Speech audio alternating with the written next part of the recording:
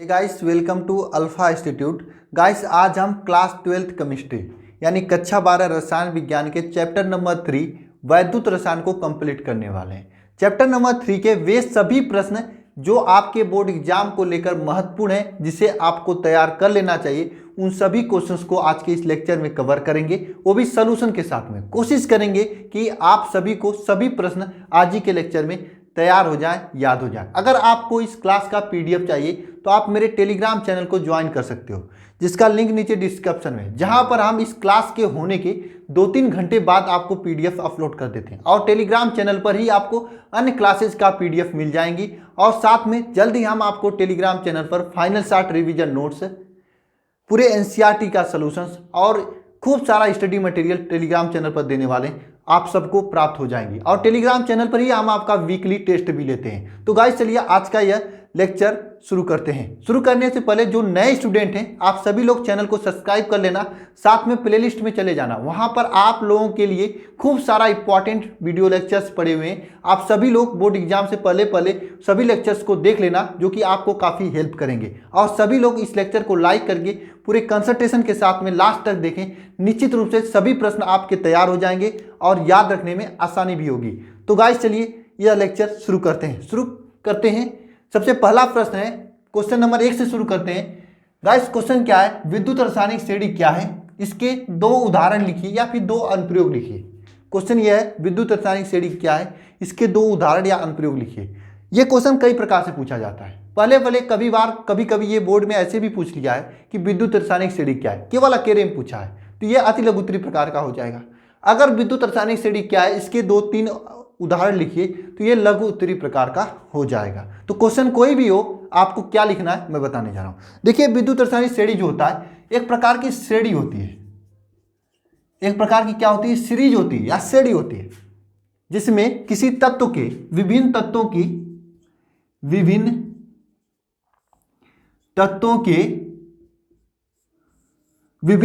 के अपचयन इलेक्ट्रोड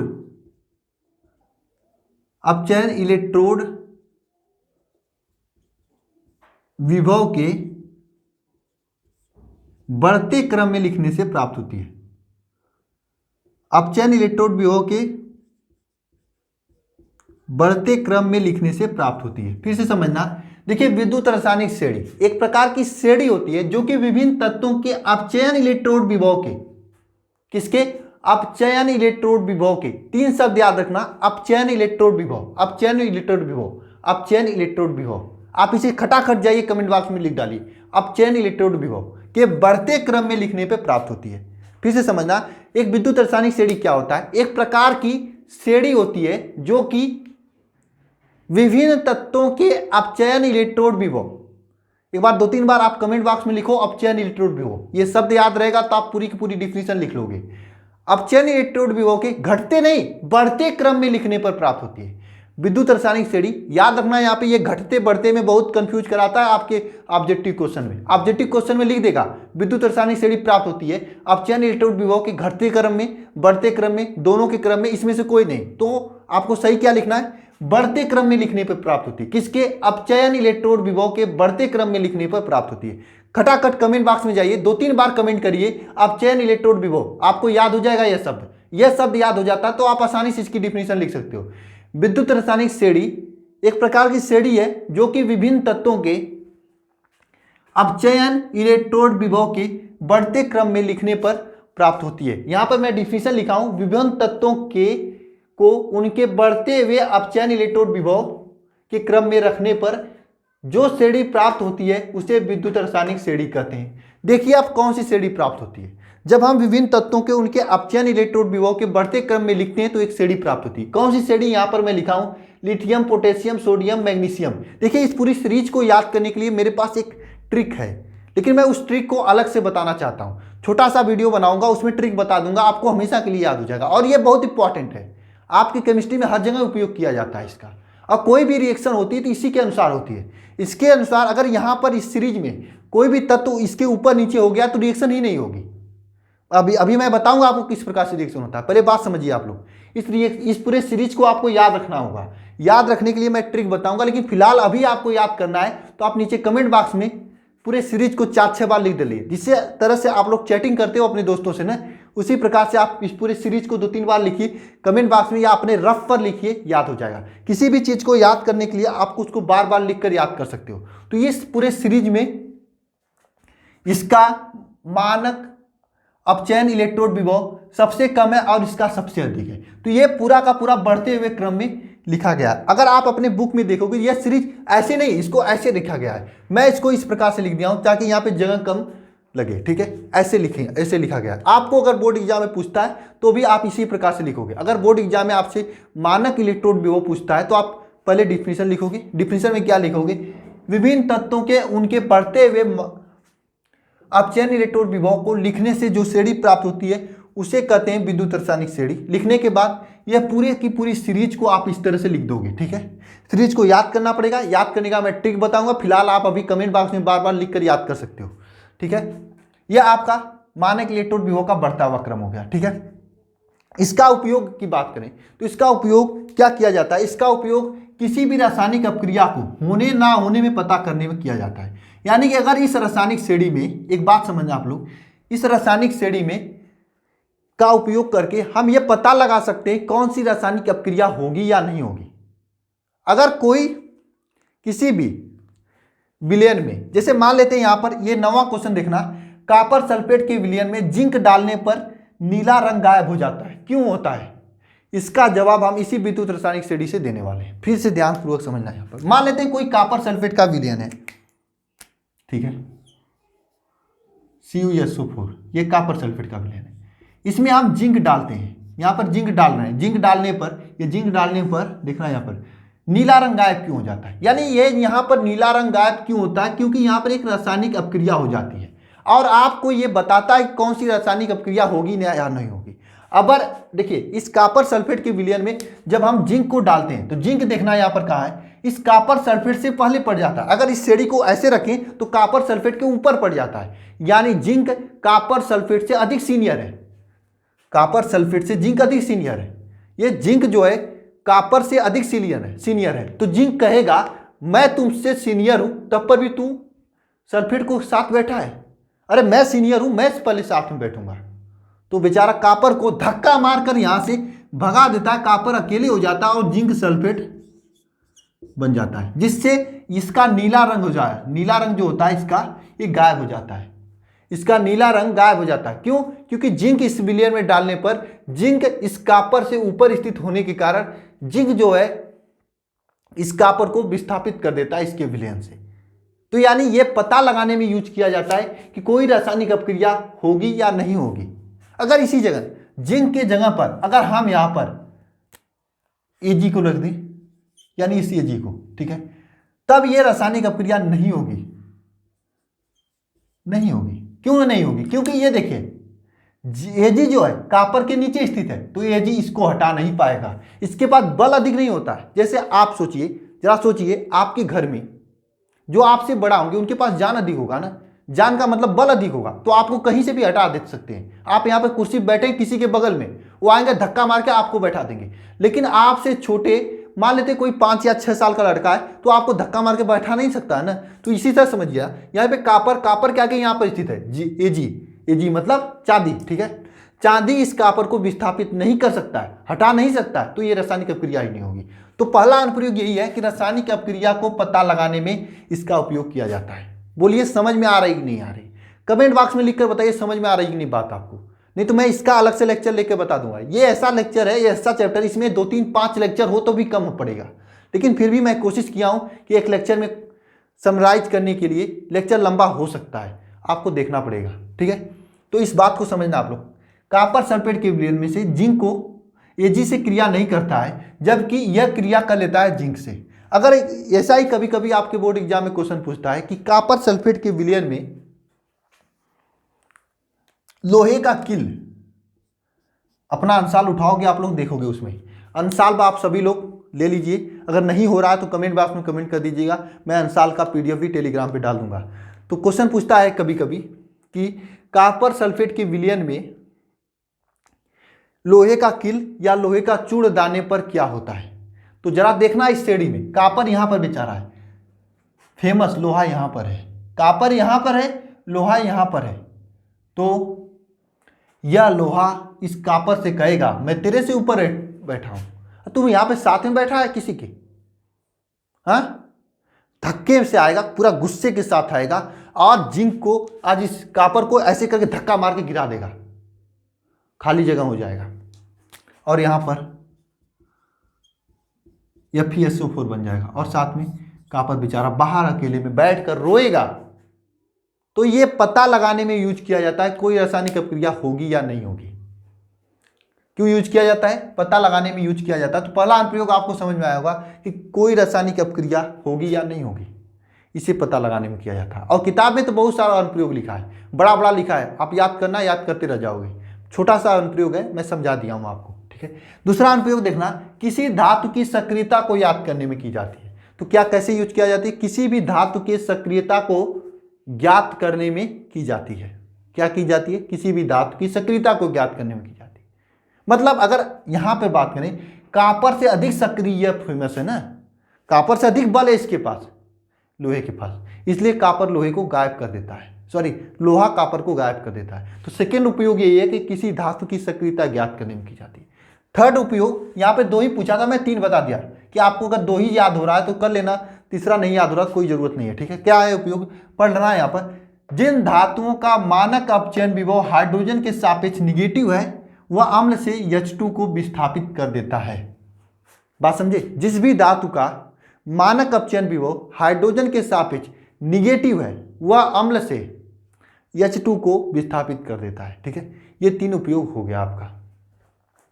तो ये पहला क्वेश्चन आपका कंप्लीट हो गया। क्या है पहला क्वेश्चन? फिर से देखना कि विद्युत रासायनिक श्रेणी क्या है, इसके 2 उदाहरण लिखिए या 2 अनुप्रयोग लिखिए। तो 2 की जगह हम 3 अनुप्रयोग बता दिए हैं और ये है आपका विद्युत रासायनिक श्रेणी। तो इसे आप लोग थोड़ा सा लिख लीजिएगा, मैं दूसरे क्वेश्चन की ओर चलता हूं। चलिए, दूसरा क्वेश्चन क्या है? मोलर चालकता तथा तुल्यांकी चालकता क्या है? ध्यानपूर्वक समझना। एक ऐसा विलयन है, आपको पहले चालकता के बारे में बताना चाहिए था मुझे, ठीक है, गलती हुई, चलो जाने दो, पहले मोलर चालकता तुल्यांकी चालकता के बारे में समझ लो, आपको समझ में आएगा। एक ऐसा विलयन है, इस ग्राफ के जरिए समझना, एक ऐसा क्या है, यह विलयन है, ध्यानपूर्वक समझना। एक ऐसा विलयन है जिसमें 1 मोल आपका विद्युत अपघट्य घुला है, 1 मोल विद्युत अपघट्य घुला है। एक ऐसा विलयन जिसमें 1 मोल विद्युत अपघट्य घुला हो, उसकी चालकता, इसकी चालकता क्या कहलाती है? मोलर चालकता कहलाती है। फिर से समझना, एक ऐसा विलयन जिसमें 1 मोल विद्युत अपघट्य घुला हो, फिर से एक शब्द विद्युत अपघट्य, कितना? 1 मोल, तो उसकी चालकता मोलर चालकता कहलाती है। देखिए यहां पर डिफिनेशन लिखा है, किसी विलयन की चालकता जिसमें 1 मोल विद्युत अपघट्य घुला हो मोलर चालकता कहलाती है। ऐसा विलयन जिसकी चालकता में 1 मोल विद्युत अपघट्य घुला हो उसे मोलर चालकता कहते हैं। अब यहां पर देखना, मोलर चालकता को लैम्डा एम से प्रदर्शित करते हैं। मोलर चालकता is equal to K × 1000 upon m। के का मतलब आपका के क्या है? यहाँ पर आपका चालकता है, कप्पा जिसे कहते हैं, के चालकता है, 1000 × m। m क्या है? विलयन की मोलर सांद्रता है, या फिर K × 1000/c। m या c दोनों एक ही चीज है, विलयन की मोलर सांद्रता। इसकी मात्रक की बात करें तो होता है siemens metre inverse mole inverse. ये याद करने वाली चीजें आप सीधे सीधे इसकी मात्रक सहित याद कर लीजिएगा और लिख लीजिएगा। तो मुझे उम्मीद है इसकी डिफिनीशन आपको समझ में आई होगी। क्या होता है डिफिनीशन? एक ऐसे विलयन की चालकता जिसमें 1 मोल विद्युत अपघट्य घुला हो उसे कहते हैं मोलर चालकता। लैम्डा एम से प्रदर्शित किया जाता है। Lambda M is equal to K × 1000/m या फिर K × 1000/c। मात्रक इसकी siemens metre inverse mole inverse होता है। बात करें तुल्यांक चालकता की, एक ऐसे विलयन की चालकता जिसमें 1 ग्राम या 1 भार तुल्यांक घुला हो। एक ऐसा विलयन है जिसमें 1 भार तुल्यांक घुला है, तो इसकी चालकता क्या कहलाई जाएगी? आपकी तुल्यांक चालकता कहलाती है। इसकी चालकता तुल्यांक चालकता कहलाती है। डिफिनीशन पढ़िए यहाँ पर, किसी विलयन जिसमें एक तुल्यांक भार वाला विद्युत अपघट्य घुला हो तो चालकता उसकी तुल्यांक चालकता कराती है। देखिए यहाँ पर लैम्डा इक्यू या lambda equivalent is equal to K into 1000/c, K into 1000/c। ठीक है, ये तुल्यांक चालकता का डिफिनीशन हो गया। तो आप ये पूरी की पूरी चीज़ को फटाफट उतार लीजिए, अपनी कॉपी पर एक बार लिखिए, कमेंट बॉक्स में लिखिए, बार बार लिखिए। जितना बार लिखोगे आप लोग उतना आपको याद होगा। वैसे इसका मैं PDF टेलीग्राम पर दे दूंगा, लिख डालिए एक बार। कुछ लोग कहते थे सर आप पहले हटते नहीं हो, अब हमेशा हट ही जाता हूं मैं। ठीक है, चलिए चलते हैं नेक्स्ट क्वेश्चन की ओर। Question number 3। लेक्चर लंबा होगा, टेंशन मत लेना आप लोग, पूरी चैप्टर को कवर करना है मुझे। इसके बाद इस चैप्टर में बस लॉन्ग क्वेश्चन बचेंगे, उसको मैं अलग से एक बार पढ़ा दिया हूँ इस चैप्टर के लॉन्ग क्वेश्चन, लेकिन फिर भी मैं एक बार और पढ़ाऊंगा उसे। कुछ लोग कहोगे कि सर चैप्टर नंबर 2 नहीं पढ़ा है। चैप्टर नंबर 2 इसलिए नहीं पढ़ाया मैं क्योंकि चैप्टर नंबर 2 में अधिकांश न्यूमेरिकल क्वेश्चन है, उसको मैं लास्ट में पढ़ाऊंगा ताकि न्यूमेरिकल कराने में मुझे आसानी हो। अभी पढ़ा दूंगा तो तब तक आप लोग भूल जाओगे। लास्ट का मतलब पूरा चैप्टर होने के बाद कराऊंगा। लास्ट का मतलब ये नहीं कि पेपर बीतने के बाद, पेपर से पहले ही करा दूंगा। डोंट वरी, परेशान मत होना आप लोग। कुछ लोग लास्ट का मतलब यही समझेंगे कि पेपर खत्म हो जाएगा सर तब कर रहा कि क्या करोगे। जाने दो यार, पढ़े लिखे रहोगे तो अपने बच्चों को पढ़ाओगे आप लोग। ठीक है, डोंट वरी, आपकी तैयारी अच्छी हो रही है। चलिए नेक्स्ट क्वेश्चन की ओर चलते हैं हम लोग। नेक्स्ट क्वेश्चन क्या है कि चालकता तथा विशिष्ट चालकता क्या है। चालकता तथा विशिष्ट चालकता क्या है। Question number 3। क्वेश्चन नंबर 3 कि चालकता तथा विशिष्ट चालकता क्या है। चालकता क्या होती है। देखिए आप लोग जानते होंगे, पढ़े होंगे आर को। अगर नहीं पढ़े हैं तो आज फिजिक्स के लेक्चर को, लेक्चर नंबर 3 फिजिक्स देखिएगा, फिजिक्स के तीसरे पार्ट का लेक्चर देखिएगा, वहां पर आर के बारे में बताएं। आर को कहा जाता है प्रतिरोध। क्या कहा जाता है, प्रतिरोध। ठीक है, तो चालकता जो होता है प्रतिरोध के व्युत्क्रम को कहते हैं। मतलब चालकता किसे कहते हैं, प्रतिरोध के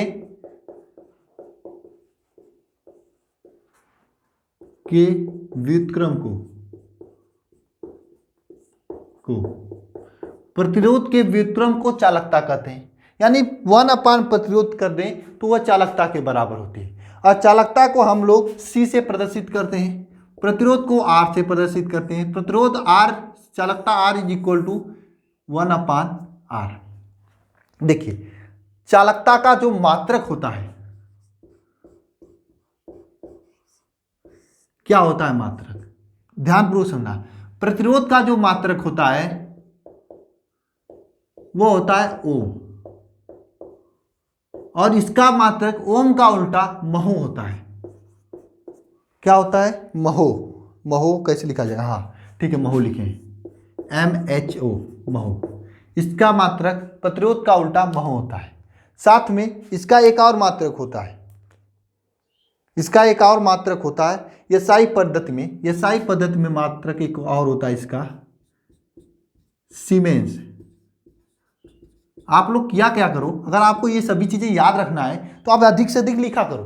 कहां पर भी लिख सकते हो आप लोग, देखो आप लोग कमेंट बॉक्स में लिख सकते हो, अपने कॉपी पे लिख सकते हो। जितना लिखोगे उतना ज्यादा याद रहेगा। ठीक है, मैं लिखता हूं तो आप लोग लिखा भी करो। ठीक है, वैसे मैं इसका PDF दे दिया करूंगा। तो इसका मात्रक SI मात्रक क्या होता है, महो होता है। इसको हम ओम इनवर्स भी रख सकते हैं, ओम इनवर्स भी इसका मात्रक रख सकते हैं। तो ये होता है। देखिए चालकता क्या होता है, प्रतिरोध के व्युत्क्रम को चालकता कहते हैं। C is equal to 1/R होता है। इसका SI मात्रक क्या होता है, महो होता है। और SI मात्रक से मतलब सीमेंस भी इसका मात्रक कहा जाता है, इसका सीमेंस। ठीक है, क्या कहा जाता है, सीमेंस, सीमांस नहीं सीमेंस। ठीक है, ये हो गया आपका कंप्लीट। तीसरा में ही दूसरा क्वेश्चन है विशिष्ट चालकता क्या होती है। तो विशिष्ट चालकता, विशिष्ट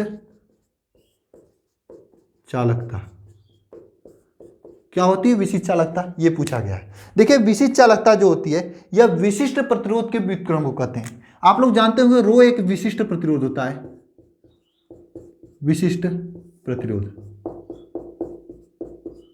ये रो क्या होता है, विशिष्ट प्रतिरोध। तो विशिष्ट चालकता इसे कप्पा से, K से प्रदर्शित करते हैं। या फिर विशिष्ट चालकता कप्पा के is equal to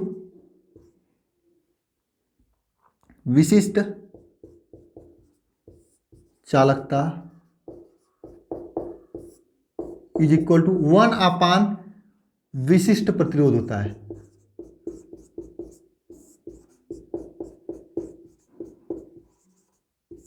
one upon विशिष्ट प्रतिरोध होता है। इसे आप लोग लिख सकते हो 1/ρ।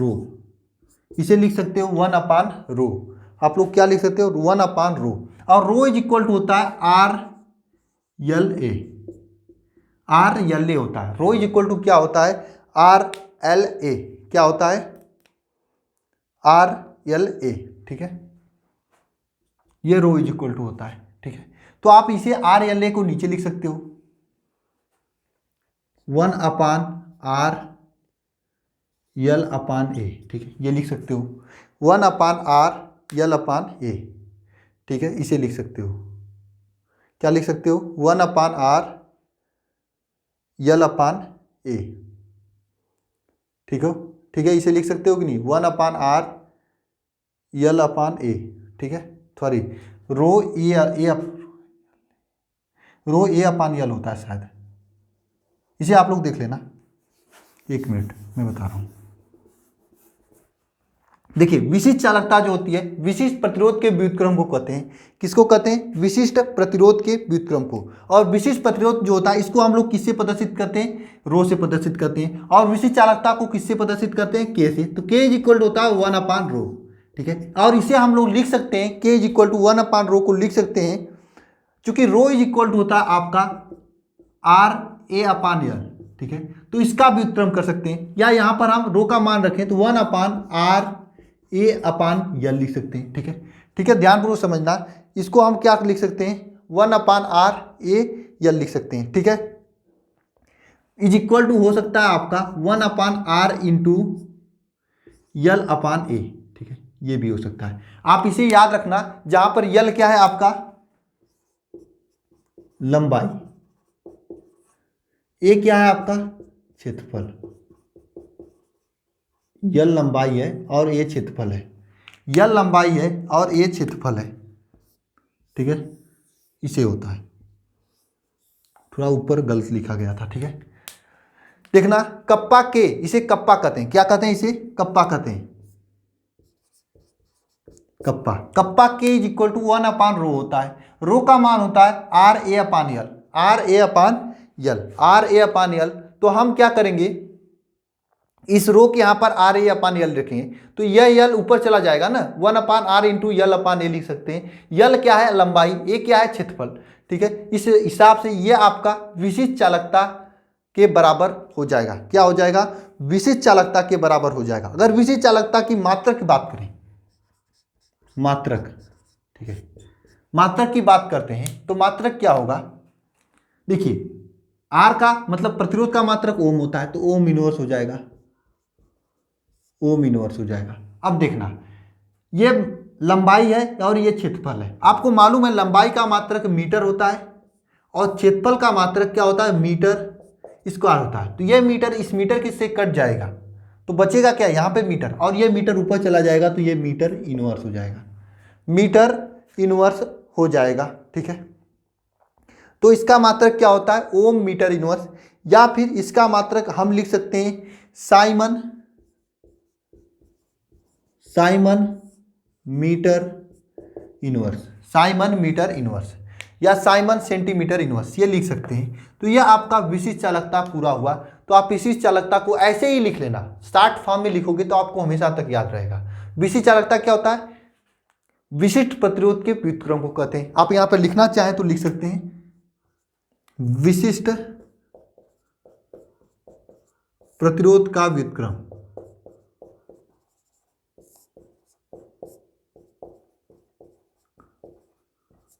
व्युत्क्रम, विशिष्ट प्रतिरोध का व्युत्क्रम विशिष्ट चालकता कहलाती है, 1/, विशिष्ट प्रतिरोध। ठीक है, ये हो गया, और ये फार्मूला इसका हो गया, और ये मात्रक लिख लेना आप सभी लोग इसकी। तो चलिए नेक्स्ट क्वेश्चन की ओर चलते हैं। Question number 4।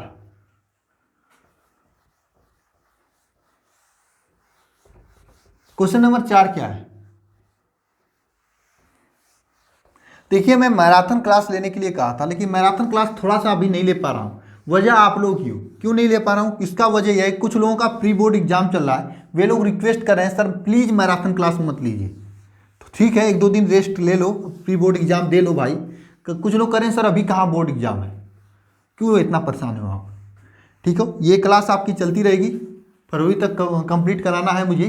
मैराथन क्लास भी चलेगा और मैं डेली चलाऊंगा। थोड़ा सा प्री बोर्ड एग्जाम दे लो आप लोग भाई, दोगे जितना एग्जाम दोगे उतना आपकी प्रैक्टिस होगी। और मैं भी टेस्ट लेता हूँ, तो टेस्ट देने भी आ जाया करो संडे को, इस संडे को भी टेस्ट होगा। ठीक है, पूरा फिजिक्स के चैप्टर नंबर 1 से चैप्टर नंबर 3 तक का टेस्ट मैं इस संडे को लेने वाला हूँ। तो आप सभी लोग तैयार करके देख लेना। कहाँ से देखोगे, चैप्टर नंबर 1 चैप्टर नंबर 3 तक आपको मैं पढ़ाया हूँ, डेली लेक्चर लेता हूँ, उसी में से देख सकते हो आप लोग। चलिए क्वेश्चन देखते हैं। क्वेश्चन क्या है, तनुता बढ़ाने पर, तनुता बढ़ाने का मतलब क्या हुआ। जैसे समझना, आपके पास एक पानी है, पानी में चीनी है, चीनी में पानी है, मतलब समझना पानी में चीनी डाले हो। ठीक है, एक मुट्ठा पानी, एक गिलास पानी में एक मुट्ठा चीनी डाल दिए, एक गिलास पानी में एक मुट्ठी चीनी आप डाल दिए। डालने के बाद फिर मैं पानी को बढ़ा रहे हो, चीनी हल्का होती जाएगी, चीनी हल्का होती जाएगी, फिर पानी को बढ़ा रहे हो, फिर चीनी हल्का होती हो जाएगी। मान लेते हो ये गिलास है आपका, इस गिलास में एक मुट्ठी चीनी आप डाल दिए यहाँ पर, और इसमें पानी भरते जा रहे हो। एक बार गिलास पूरा भर जाएगा। गिलास के भरने के बाद इसे बाल्टी में रखकर, बड़े वाले बाल्टी में रखकर पानी भर रहे हो, तो एक ऐसी स्थिति आएगी इसमें चीनी पता ही नहीं चलेगा। आप समझ सकते हो कि एक बाल्टी पानी में चुटकी भर चीनी, एक बाल्टी पानी में चुटकी भर चीनी, तो एकदम तनु विलीन हो जाएगा। तनु विलीन का मतलब ये होता है कि उसमें विलायक की मात्रा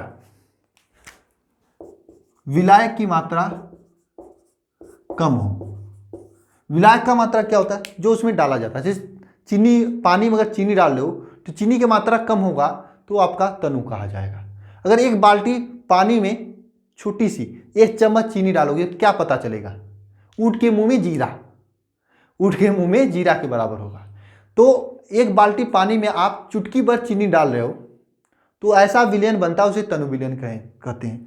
तो बात यह है कि किसी विलयन जो कि पहले सांद्र थी उसको तनु करते जा रहे हो, तो तनु करते जाने पर विलयन की विशिष्ट चालकता तथा मोलर चालकता, तुल्यांक चालकता पर क्या प्रभाव चलता है। यानी क्वेश्चन नंबर 4 है आपका, तनुता बढ़ाने पर विलयन की विशिष्ट चालकता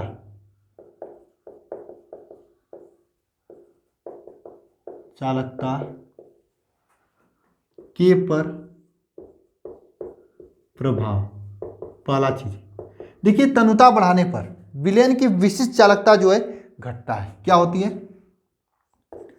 तनुता बढ़ाने पर विशिष्ट चालकता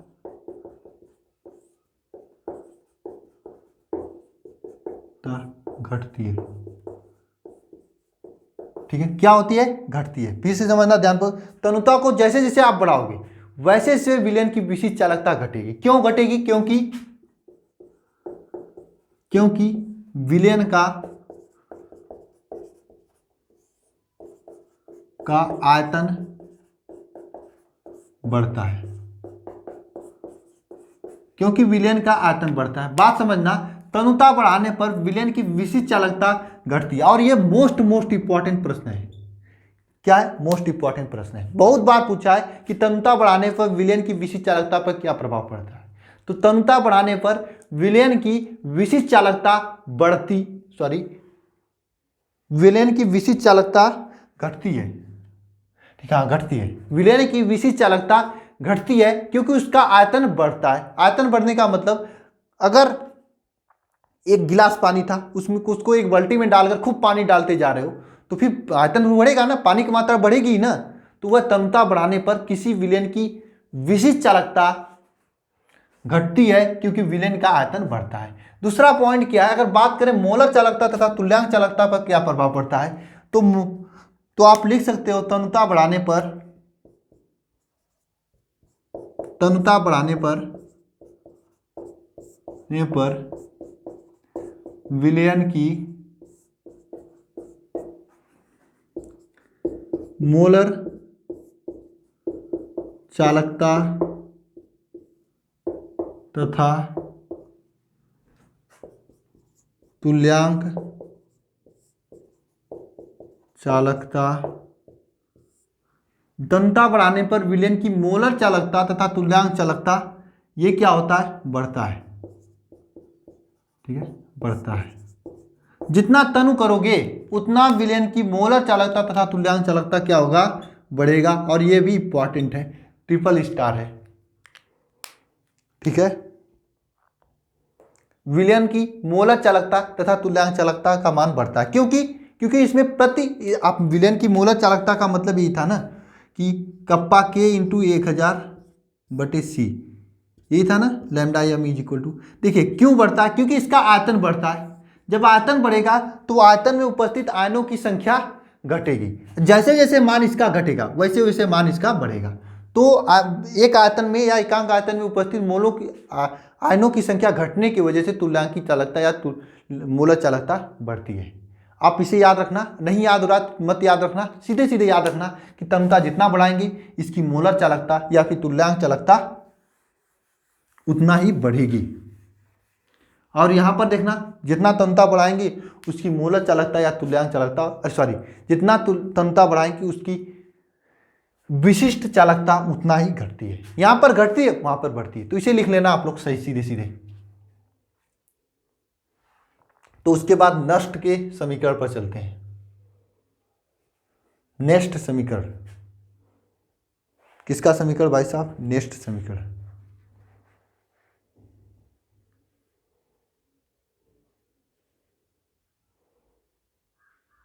चलिए क्या है नेस्ट समीकरण, क्वेश्चन नंबर 5। क्वेश्चन नंबर 5 आपको समझ में आ रहा है ना, तो आना चाहिए। ठीक है, क्वेश्चन नंबर 5 नष्ट, क्वेश्चन नंबर 5 नेस्ट। इसको लिखा कैसे जाता है आपको समझ में आता है, नष्ट समीकरण। ये सारा नष्ट ही कर देगा एकदम। ठीक है, चलिए नेस्ट समीकरण क्या है। नेस्ट समीकरण किसे कहते हैं, नष्ट समीकरण। देखिए इलेक्ट्रोड विभव तथा विलयन की सांद्रता के मध्य नष्ट नाम के एक साइंटिस्ट है। किसके किसके बीच में, इलेक्ट्रोड विभव, ट्रोड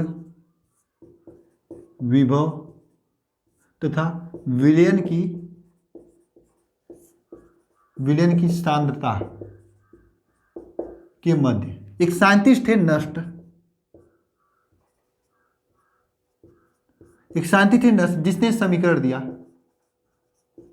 ठीक है, किसके किसके मध्य, इलेक्ट्रोड विभव तथा विलयन की सांद्रता के मध्य एक साइंटिस्ट है जिन्होंने एक समीकरण दिया जिसे कहते हैं नष्ट समीकरण। किसके किसके मध्य, आप लिख सकते हो इलेक्ट्रोड विभव तथा विलयन की सांद्रता के मध्य, इलेक्ट्रोड विभव तथा विलयन की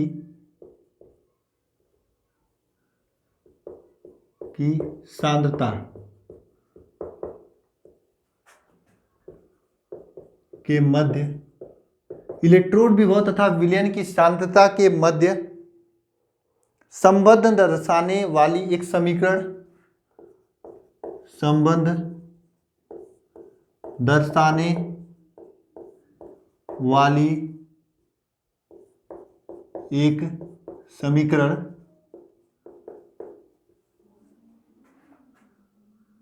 नष्ट नेस्ट ने दिया, जिसे नेस्ट, ये नेस्ट कैसे लिखा है, नेस्ट समीकरण कहते हैं।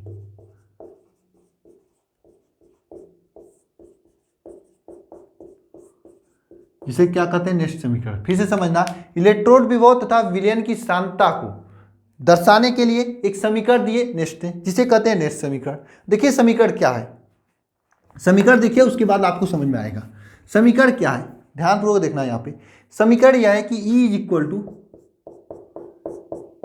ई naught is equal to E naught minus 2.033, ठीक है, ये जीरो नहीं है, ठीक है, एक minute, 2.033 are T upon n F into 1 into लाग है बेस 10 है 1/m प्लस है, ठीक है, लाग बेस 10 1/n+, ये इन्होंने समीकरण दिया था, ठीक है।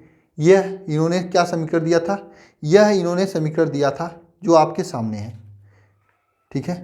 क्या है फिर से समझना, ई naught minus 2.303 R T upon n F लाग बेस 10 1/m+, ये समीकरण है किसका, नष्ट का समीकरण है, ठीक है, इसे नष्ट का समीकरण कहते हैं। अब बात करें यहाँ पे कौन सा क्या है, देखो यहाँ पे जो ई है इलेक्ट्रोड विभव है, ई क्या है, इलेक्ट्रोड विभव। यहाँ पर ई जो है आपका इलेक्ट्रोड विभव है, ई नाट जो है मानक इलेक्ट्रोड विभव है, ई नाट जो है मानक इलेक्ट्रोड विभव है, ठीक है। टी जो है परमताप है और टी जो है परमताप है, आर जो है, टी है जो परमताप है, आर जो है गैस नियतांक, आर जो है गैस नियतांक है, और यम प्लस जो है आपका विलयन में धातु की सांद्रता है,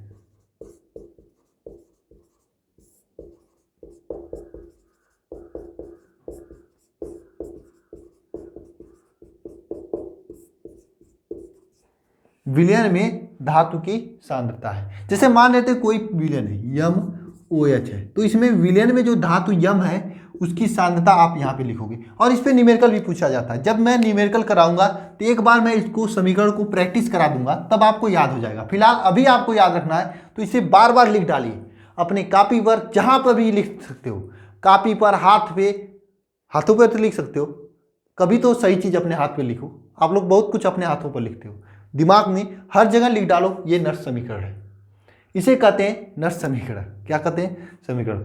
बहुत लोग अपने हाथे पे क्या क्या लिखते हैं, क्या बताऊं आप लोगों को, तो ये नहीं लिख सकते हो, ये नष्ट समीकरण क्या है, E is equal to E naught minus 2.303 R T upon n F log 10 base 10 है 1/m+ है, इसे कहते हैं नष्ट समीकरण। तो आप लिख लीजिएगा नष्ट समीकरण के बारे में। नष्ट समीकरण क्या होता है, इलेक्ट्रोड विभव तथा विलयन की सांद्रता के मध्य, देखिए यहाँ पर ये इलेक्ट्रोड विभव और ये सांद्रता है, तो विलयन की सांद्रता के मध्य एक समीकरण है जिसे नष्ट समीकरण कहते हैं। तो लिख डालिएगा आप लोग। तो चलते हैं नेक्स्ट क्वेश्चन की ओर, क्वेश्चन नंबर 6। देखिए जो क्वेश्चन नंबर 6 है आपका कोलराउस का नियम, यह मैं आज नहीं बताऊंगा क्योंकि ये बहुत अच्छा क्वेश्चन है। कोलराउस का नियम तथा उसका अनुप्रयोग, ये लॉन्ग क्वेश्चन में टॉप 15 क्वेश्चन में मैं बताया था आप लोगों को।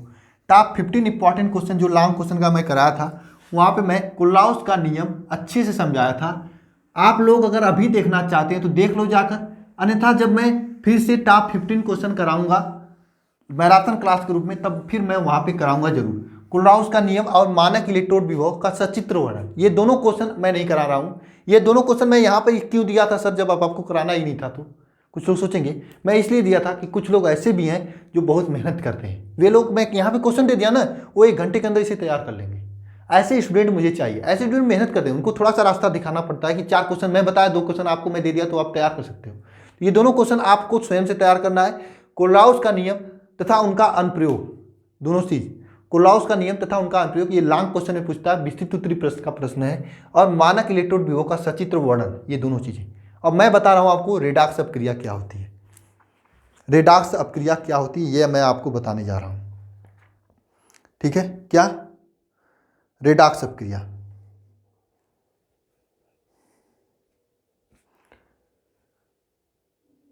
एक काम करते हैं हम लोग, रेडॉक्स अपक्रिया को भी अभी रखते हैं, लास्ट में बताएंगे, ठीक है। सबसे पहले 9th नंबर क्वेश्चन बताओ। वैसे मैं 9th नंबर क्वेश्चन तो आपको पहले ही बता दिया था कि कॉपर सल्फेट के विलयन में जिंक डालने पर नीला रंग गायब हो जाता है, क्यों, ये आपको बताना है। 9th नंबर क्वेश्चन आपको रेडॉक्स अपक्रिया लास्ट में बता देंगे, ठीक है। क्या है, कॉपर सल्फेट के विलयन में जिंक डालने पर नीला रंग गायब हो जाता है, क्यों? ऐसा क्वेश्चन काफी पूछा जाएगा आपसे। ऐसा क्यों होता है कि कॉपर सल्फेट के विलयन में लोहे का कील डालने पर ये हो जाता है, वो हो जाता है? मैं एक क्वेश्चन लिया हूं, मुझे उम्मीद है आप लोग ऐसे क्वेश्चन का जवाब वैसे ही दोगे जैसे मैं इस क्वेश्चन का जवाब दूंगा, सीधे एकदम जवाब तो जवाब। क्योंकि विद्युत रासायनिक श्रेणी में कॉपर सल्फेट के ऊपर जिंक पाया जाता है, इसके वजह से कॉपर सल्फेट जिंक के कारण जिंक के विलयन से कॉपर सल्फेट के विलयन से कॉपर को विस्थापित कर देता है। क्या लिखेंगे यहां पर, कॉपर सल्फेट के विलयन में जिंक जेडेन डालने पर नीला रंग गायब हो जाता है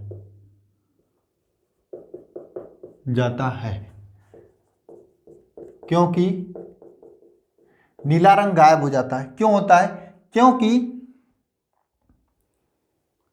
विद्युत रासायनिक श्रेणी में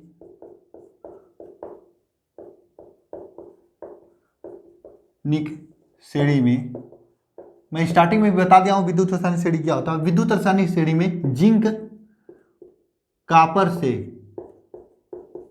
ऊपर स्थित है, जिंक जो है कॉपर से ऊपर स्थित है।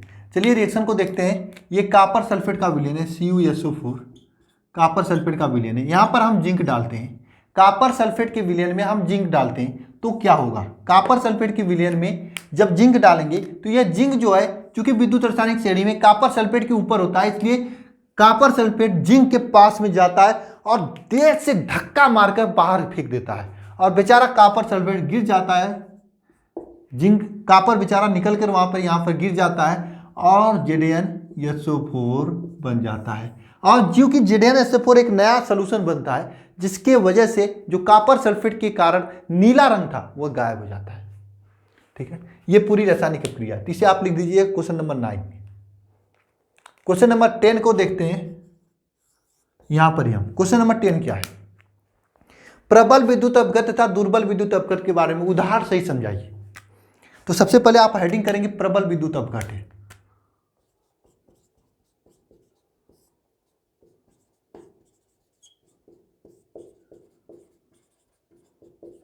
प्रबल विद्युत अपघट है। देखिए मैं हर एक क्वेश्चन का सॉल्यूशन के साथ मैं चल रहा हूं। प्रबल विद्युत अपघट क्या होता है?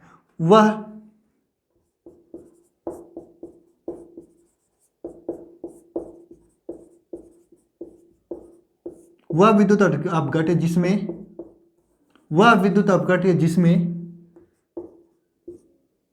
जिसके जली विलयन पूर्णतः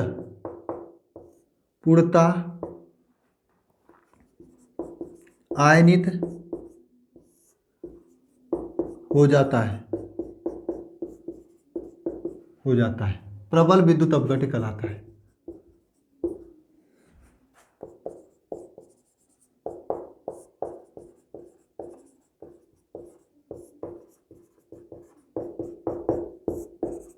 देखिए ऐसा विद्युत अपघट है जिसके जली विलयन में डालते हैं, जल में डालते हैं तो वह पूर्णतः आयनित हो जाता है। जैसे एग्जांपल के तौर पे आप लिख सकते हो NaCl।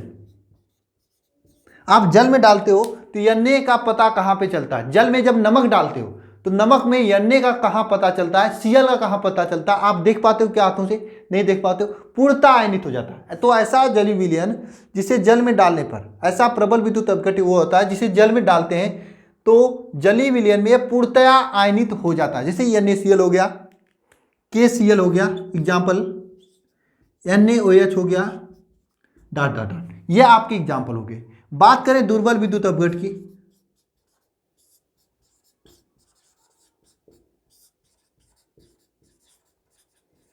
दुर्बल विद्युत अपघट की बात करें तो दुर्बल विद्युत अपघट क्या होता है? ऐसा विद्युत अपघट है जिसे जल में डालने पर पूर्णतया आयनित नहीं होता है। इसे जल में डालने पर पूर्णतया पूर्णतया आयनित नहीं होता है। इसे जल में डालने पर यह पूर्णतया आयनित नहीं होता है, तो इसे कहते हैं दुर्बल विद्युत अपघट्य। एग्जाम्पल लिखना आप लिख सकते हो CH3COOH, CH3COOH, या फिर NH4OH, या फिर NH4OH, या फिर लिखना चाहे तो H2CO3। यह आपका दुर्बल विद्युत अपघट्य है। यह क्या है? आपके दुर्बल विद्युत अपघट्य है। इसे आप लोग लिखिएगा तो आगे चलते हैं। बोलिए आप लोगों को समझ में आ रहा है ना? पूरा सिलेबस मैं फरवरी तक कंप्लीट करा दूंगा, इंपॉर्टेंट चीजें जो हैं आपके बोर्ड एग्जाम को लेकर। चलिए नेक्स्ट क्वेश्चन की ओर चलते हैं।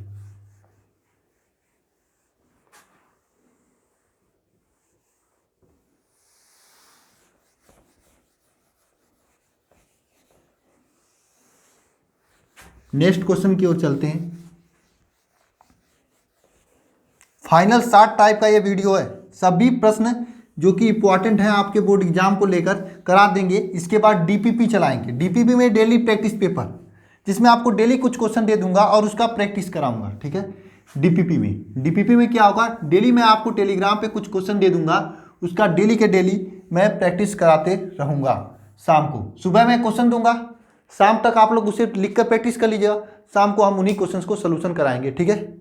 अब इसके बाद में ये क्वेश्चन नंबर 9 के बाद क्वेश्चन नंबर 10 हो गया। 9 के बाद 10 होगा, 11 को चलते हैं। देखिए 11 में क्या है, गिफ्ट से मुक्त ऊर्जा। क्वेश्चन नंबर 11, गिफ्ट से मुक्त ऊर्जा। क्वेश्चन क्या है, गिफ्ट से मुक्त ऊर्जा तथा विद्युत वाहक बल के बीच में संबंध।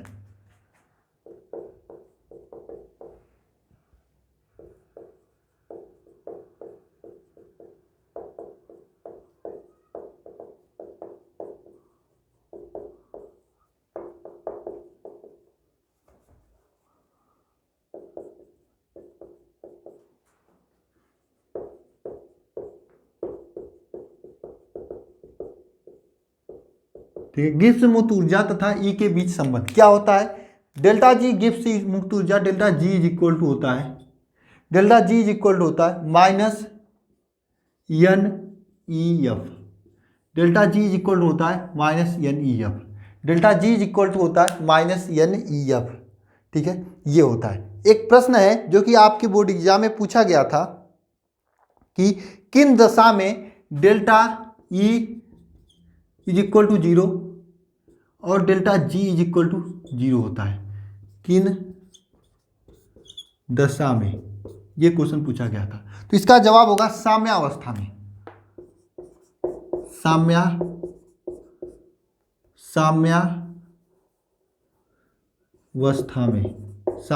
में इसका मान 0 होता है। इसे लिख लेना आप लोग, इंपॉर्टेंट है, ठीक है।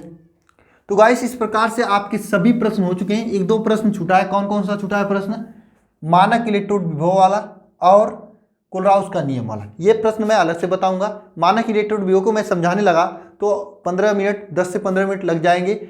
मैं 10-15 मिनट का अलग से छोटा सा लेक्चर किसी दिन बनाकर मॉर्निंग में अपलोड कर दूंगा, आप लोग देख लेना, इंपॉर्टेंट है, ठीक है। और ये कोलराउस का नियम जब मैं लॉन्ग क्वेश्चन मैराथन के रूप में कराऊंगा तो उसमें कंप्लीट करा दूंगा। और कोई भी क्वेश्चन नहीं छूटा है गाइस। इन सभी क्वेश्चंस को बार बार आप प्रैक्टिस करके याद कर लेना। PDF आपको टेलीग्राम चैनल पर मिल जाएगा कुछ टाइम में, ठीक है। आप सभी लोग अच्छे से पढ़ाई करना। और नेक्स्ट लेक्चर मतलब चैप्टर नंबर 4 का जल्दी हम क्लास लेकर आएंगे। कल के लेक्चर में सभी लोग प्रेजेंट होना। आप लोग लाइव क्लास देखने की कोशिश किया करो, उसमें आपको काफ़ी बेनिफिट होगा। तो गाइस मिलते हैं नेक्स्ट क्लास में। धन्यवाद।